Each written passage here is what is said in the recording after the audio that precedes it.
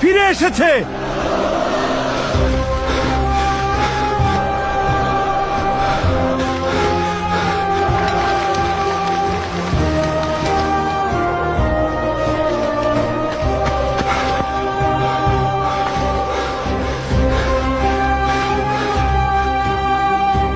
কি ব্যাপার, তোমার আসতে এত দেরি হলো কেন?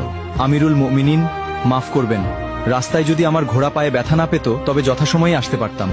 বাড়িতে গিয়ে আমি একটুও দেরি করিনি। বাড়ি পৌঁছে গচ্ছিত আমানত ও ঋণ পরিশোধ করি। তারপর বাবা, মা এবং নববধূর কাছে সব খুলে বলে চিরবিদায় নিয়ে মৃত্যুর প্রস্তুতি নিয়ে মদিনার উদ্দেশ্যে রওনা দেই। এখন আমার জামিনদার ভাইকে ছেড়ে দিন আর আমাকে মৃত্যুদণ্ড দিয়ে পবিত্র করুন, কেননা কেয়ামতের দিন আমি খুনি হিসেবে আল্লাহর সামনে দাঁড়াতে চাই না। তুমি তো পালিয়ে গিয়ে নিজের প্রাণ বাঁচাতে পারতে। মৃত্যু নিশ্চিত জেনেও কেন ফিরে এলে?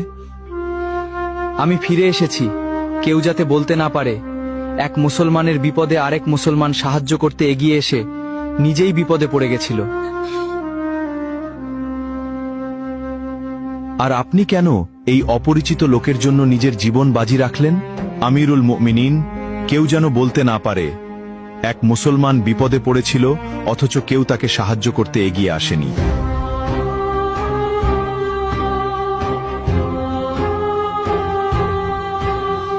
হে খলিফা, আপনি তাকে মুক্ত করে দিন। আমরা তার উপর করা অভিযোগ তুলে নিলাম। কেন? তোমরা তো বিচার চেয়েছিলে। কেউ যেন বলতে না পারে এক মুসলমান অনাকাঙ্ক্ষিত ভুল করে নিজেই স্বীকার করে ক্ষমা চাওয়ার পরেও অন্য মুসলমান তাকে ক্ষমা করেনি। আজ তোমরা প্রমাণ করলে এই উম্মাহার বুক থেকে ওয়াদা পালন একে অপরের প্রতি বিশ্বাস এবং ক্ষমার গুণ হারিয়ে যায়নি। জেনে রাখো, যেখানে বিশ্বাস এবং ক্ষমা থাকে সেখানে আল্লাহর রহমত সবচেয়ে বেশি বর্ষিত হয়।